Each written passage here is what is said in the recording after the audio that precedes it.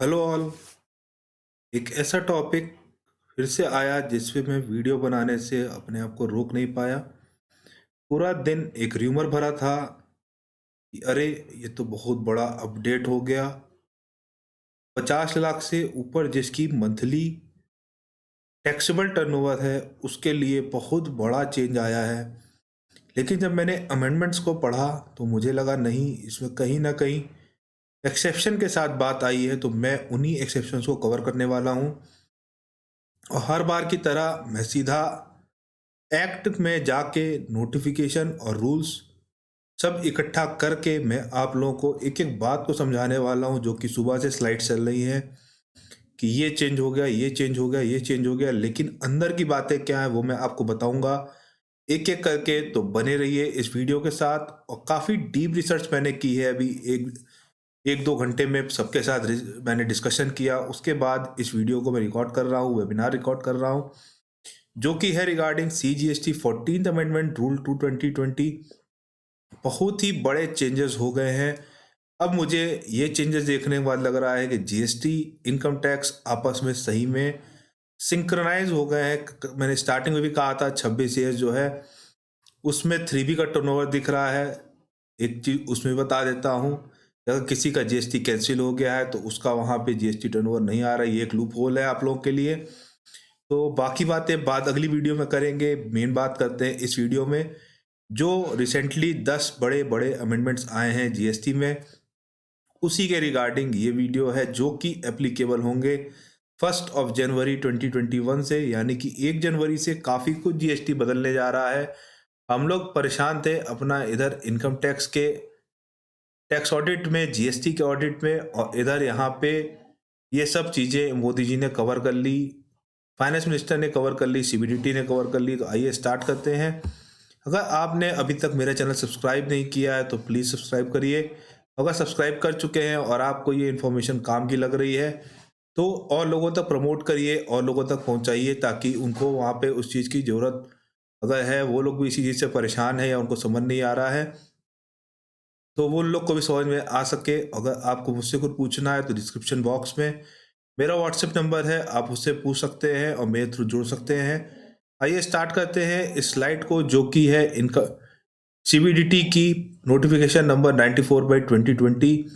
एक एक पॉइंट करके बात करते हैं। जो जो मुझे लगेगा कि ये इंपॉर्टेंट है मैं उसी को कवर कर लूँगा अपनी स्लाइड में। बाकी तो बहुत डिटेल्ड में है तो उतना डिटेल में मुझे जाना भी नहीं है और आप लोग को भी ज़रूरत नहीं है। सबसे पहले मैं बात कर लेता हूँ, जो अभी तक बात चल रही थी कि सिर्फ और सिर्फ आधार ऑथेंटिकेशन के आपका जीएसटी आ जाएगा। अब इन्होंने फोटोग्राफ वर्ड यूज़ कर दिया है कि biometric base Aadhaar authentication and taking photograph unless exempted. तो यहाँ पे एक चीज़ ये आ गई, अगर वो नहीं है तो उसके बिना अगर आपसे बायोमेट्रिक नहीं कर रहे हैं तो तब भी वहाँ पे फिजिकल वेरिफिकेशन को फिर उन्होंने स्टार्ट कर दिया है। सब चेंजेस 1 जनवरी से स्टार्ट होने वाले हैं। उसके बाद बात कर लेते हैं अगली चीज़ की, बहुत ही बड़ी बेसिक चीज़ है। जब कोरोना काल नहीं था तो ये जीएसटी रजिस्ट्रेशन के पास 7 दिन का डिफ़ॉल्ट पीरियड था। अब कोरोना काल धीरे धीरे कम हो रहा है तो इसको फिर से इन्होंने 3 की जगह 7 दिन कर दिया है। और यहाँ पे इन्होंने रूल 9 में कर दी है amendment, after the word applicant with in the period of for the word 3 the word 7 substituted. यानी कि 3 की जगह 7 दिन हो गए फिर से। और वही सब कंडीशंस हैं जो पहले थी कि अगर फिजिकल वेरिफिकेशन हो रहा है तो उसमें 30 दिन का टाइम है। और वो सब, इस पे मुझे ज़्यादा डीप नहीं जाना है। मेन जो बेसिक बात थी कि जहाँ 3 दिन थे वहाँ पे 7 दिन हो गए हैं। उसके बाद बात कर लेते हैं अगली अमेंडमेंट की तरफ कि देख लेते हैं एक बार उसमें क्या है। एक चीज़ इन्होंने ये कर दी कि अगर आपका 3B नहीं फाइल है तो आप R1 नहीं फाइल कर सकते, आप अपना R1 नहीं फाइल कर सकते। दूसरी चीज़ सबसे ज़्यादा टिपिकल हो गई, अगर आपका R1 और 3B में डिफरेंस है। कुछ लोग क्या करते हैं, आप लोगों को क्लियर कर देता हूँ यहाँ पे। कुछ लोग करते थे कि R1 फिट रखते थे, 3B नहीं दिखाते थे, 3B को नील कर दिखाते थे और बाद में ईयर एंड पे इकट्ठा टोटल करके दिखा देते थे। तो अब यहाँ पे बहुत ही बड़ा इम्पैक्ट आ गया उन लोग के ऊपर, खास करके कॉन्ट्रैक्टर्स। सुधर जाइए, अब आपको ये मौका आखिरी और पहली बार मिला कि आप 31 दिसंबर से पहले पहले R1 और 3B को मैच कर लीजिए। जैसे ही 1 जनवरी स्टार्ट होगी आपका जीएसटी होने वाला है कैंसिल, क्योंकि आपका R1 और 3B इन दोनों में होगा डिफरेंस। अगर विभाग को लगता है, डिपार्टमेंट को लगता है, तो अब सीधा ऑनलाइन नोटिस आ जाएगी। अगर उसका जवाब कुछ गड़बड़ हुआ तो सीधा आपका जीएसटी हो जाएगा कैंसिल। इसमें अपॉर्चुनिटी ऑफ बीइंग हर्ड भी नहीं मिलेगी। तो ये चीज़ सबसे बड़ी मुझे लगी, जो सबसे बड़ा चेंज आया, जिसकी वजह से मैंने इसको कहा कि भैया अब तो जीएसटी हो रहा है बुड्ढा, अब उसको समझना पड़ेगा। अगर अभी भी कोई किसी को लगता है कि हम नहीं समझ सकते, तो आप कंसल्टेंसी जरूर कीजिए, खुद करने की कोशिश ना करिए। उसके बाद बात कर लेते हैं सस्पेंशन ऑफ रजिस्ट्रेशन की। वो कभी भी रिवोक हो सकता है, लेकिन बिना बताए ये लोग उसको रजिस्ट्रेशन बंद कर सकते हैं। उसके बाद बात कर लेते हैं सबसे बड़ा रूल जो चेंज हो गया है, वो आया है रूल 36(4). बहुत ही बड़ा चेंज कर दिया इन्होंने। हम लोग तो सोच रहे थे, कई लोगों ने वीडियो बनाई कि ये 10% का जो रूल है 36(4) का, ये इलीगल है, ये है, ये वो है। मैं 2 दिन से वीडियो देख रहा था। I was silent at that time कि नहीं, जो चल रहा है सही चल रहा है, it is as per requirement. ये रिक्वायरमेंट है कि बंदा अपना 2B और 3A जरूर रिकंसाइल करे, उसी के बाद आईटीसी क्लेम करे। लेकिन अब यहाँ पे जो अमेंडमेंट आ गया, ये और चौंकाने वाला है। सबसे ज़्यादा परेशान होने वाला है उन सब के लिए बहुत बड़ा अलार्म है, जिसके यहाँ अभी भी जीएसटी का कोई सॉफ्टवेयर नहीं लगा है और वो खुद कैलकुलेट कर रहा है। तो अब पेन पेंसिल लेके तो ये कैलकुलेशन पॉसिबल नहीं है।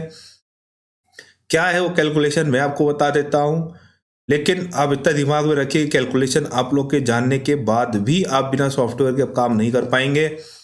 जो इनका मेन वर्ड है जो चेंज किया 36(4) में, पहले कोरोना काल से पहले 20% का टाइम था कि आप आईटीसी से 20% से ज़्यादा क्लेम कर सकते थे। कोरोना काल आया तो उन्होंने हटा दिया, सितंबर से 10% कर दिया। अब जो बड़ा चेंज आया वो आ गया जनवरी से 5% सीधा। ये इतना बड़ा चेंज है कि कोई सोच नहीं सकता कि इन्होंने क्या चीज़ चेंज कर दी है। लेकिन बीइंग अ प्रोफेशनल बहुत ही बड़ा चेंज है, क्योंकि अब बहुत बड़ी टेंशन होने वाली है। अब आपको हर महीने का 2B रिकंसाइल करना पड़ेगा अपने बिल से। अगर कोई बिल चढ़ा नहीं हुआ है, अपडेट नहीं है 2B में, अपने सप्लायर जो होगा आप उसको कहेंगे कि सर इसको प्लीज़ अपडेट करिए, नहीं तो हम ऑनलाइन ग्रीवियांस कर देंगे। ऑनलाइन ग्रीवियांस करने का तरीका भी जीएसटी पोर्टल ने खुद दे दिया है। ये सब चीज़ें बहुत ही डीप मीनिंग वाली हैं। अगर आप एक प्रोफेशनल हैं, आप एक अकाउंटेंट हैं, या आप खुद फाइल करते हैं, आपके लिए बहुत ही बड़ी चेंज हो चुका है कि आपको 3B और 2B में आईटीसी जो लेनी है वो सिर्फ और सिर्फ 5% प्लस करके आप ले सकते हैं। आपकी बुक्स कुछ भी कहती हों, उससे कोई मतलब नहीं। अगर आपने ज़्यादा ली तो तुरंत विभाग आपको एक आईटीसी रिवर्सल का डिमांड नोटिस दे देगा और आपको रिवर्स करनी पड़ेगी और तुरंत टैक्स जमा करना पड़ेगा, जो कि बहुत ही बड़ा चैलेंज है। 36(4) को कई लोगों ने चैलेंज किया, लेकिन इसने कोई भी तरीके से कोई भी सुनवाई नहीं की और सीधा 10 की जगह 5% कर दिया है। टफ को और टफ बना दिया इस कोरोना काल में। उसके बाद बात कर लेते हैं अगली चीज की। जो बात हुई कि अगर किसी के 3B नहीं फाइल हैं लास्ट 2 महीने के, तो आप लोग को ये तो पता है कि लास्ट 2 महीने के अगर 3B नहीं फाइल है तो आपका ई-वे बिल हो जाता है ब्लॉक। लेकिन इन्होंने जो सबसे बड़ा चेंज कर दिया कि अगर आपके लास्ट के 2 महीने के 3B नहीं फाइल हैं तो अब आप R1 भी फाइल नहीं कर सकते। ये तो किसी ने सोचा ही नहीं था कि ऐसा भी कुछ हो सकता है, क्योंकि ये बहुत ही बड़ा चेंज हो गया है और कोई भी इसको सोच भी नहीं सकता कि क्या कर दिया। उसके बाद आप कहेंगे सर हम तो जो है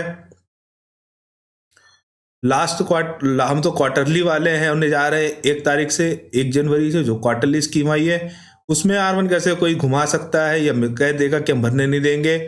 उसके लिए इन्होंने कह दिया कि अगर आपका रिटर्न 3B का उस क्वार्टर का नहीं फाइल है तो आप R1 नहीं फाइल कर सकते। इसी को उल्टा करके देख लीजिए, तो अगर आपके 3B फाइल है और R1 नहीं फाइल है तो तुरंत अपडेट करिए। अदरवाइज मैं आपको ऊपर बता चुका हूं कि अगर आपका 3B फाइल्ड है और R1 फाइल्ड नहीं है तो उसके लिए कैंसिलेशन का इनको मिल गया सुमोटो, और वो सुमोटो के थ्रू आपको परेशान कर सकते हैं। डिपार्टमेंट आपको तुरंत जीएसटी कैंसिल कर देगा और आपको उसके लिए बहुत ही बड़ी टेंशन होने वाली है। अब मैं बात कर लेता हूं सबसे बड़े चेंज की, जिसको लेके काफ़ी हद तक मार्केट में या कहें प्रोफेशनल्स में आपस में डिस्कशन स्टार्ट हुआ कि ये क्या चेंज आ गया। जब मैंने इसको पहली बार पढ़ा तो मैंने सोचा ये क्या आ गया, ये तो कुछ भी नहीं समझ में आ रहा। इसकी डीप मीनिंग बातें क्या थी वो मैं आपको बताऊंगा। एक बार हम लोग पहले ये टेक्स्ट पढ़ लेते हैं, फिर आगे बताते हैं कि इसमें क्या चीज़ ऐसी थी जो मुझे लगा जिसकी वजह से मैंने ये वीडियो बनाई।